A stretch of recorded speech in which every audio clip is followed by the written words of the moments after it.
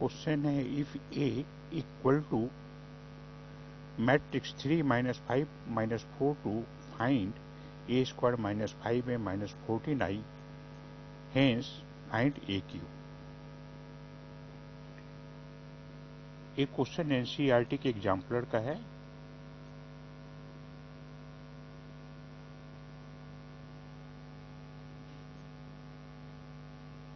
Exemplar का है,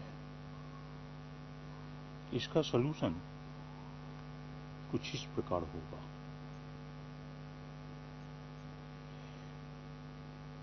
ए square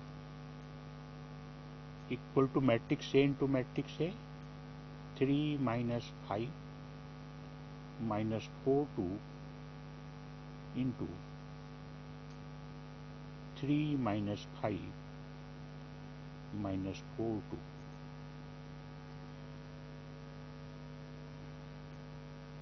equal two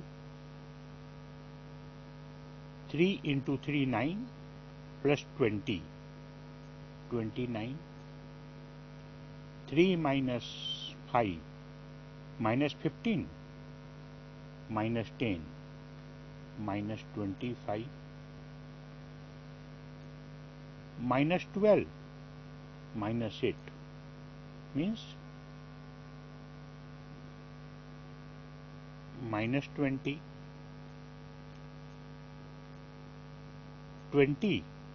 plus 4 24 A square हो गया इतना। तो हमें A square minus 5 A minus 14i का वैल्यू निकालना है। Therefore A square minus 5a minus 14i equal to A square का value 29 minus 25 minus 20 24 minus 5 into A का वैल्यू है 3 माइनस 5 माइनस 4 2 माइनस 14 आई होगा 1001 मल्टीप्लाई करने पे 29 माइनस 15 माइनस 14 माइनस 25 5 5 जब plus 25 plus 0 minus 20 plus 20 14 into 0 plus 0 और 24 minus 10 और minus 14 into 1 minus 14 equal to 0 0 0 0 यानी ये हो गया जीरो मैट्रिक्स। ये हो गया जीरो मैट्रिक्स। इस प्रकार हम देखते हैं कि A square minus 5a minus 14i equal to 0। अच्छा, तो हमें क्वेश्चन में था A square minus 5a A square minus 5a minus 14i का वैल्यू 0 हो गया। ये हमारा एक आंसर हो गया। अब इस रिलेशन को प्रयोग करके हमको ए क्यूब का वैल्यू निकालना है। नाउ इसमें ए का मल्टीप्लाई करेंगे तो A cube minus 5a square minus 14 ai equal to 0 implies a cube equal to A plus 5a square है माइनस 5a इस तरफ आएगा plus 5a square minus 14 a in A into unit matrix means A minus A plus 14 हो जाएगा।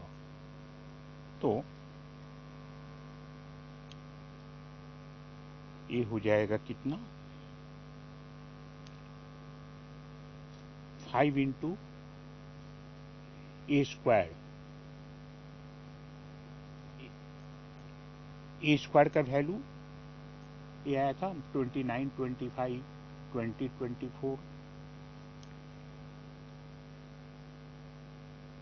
29 minus 25 minus 20, 24 plus 14। A है 3 minus 5, 3 minus 5 minus 4 2, 3 minus 5 minus 4 2 equal to 29 into 5 145 minus 145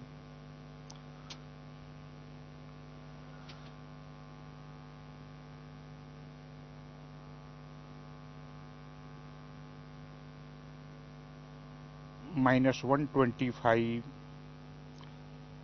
minus 100 और 120 plus 42 minus 70 minus 56 28 equal to 145 plus 42 minus 125 minus 70 minus 100 minus 56 120 plus 28 equal to ये होगा, इन दोनों को add करने पर 187 माइनस 195 माइनस 156 और ये हो गया 148। यही हो गया ए क्यूब का, यही हो गया ए क्यूब का वैल्यू, यही हमारा आंसर हो गया।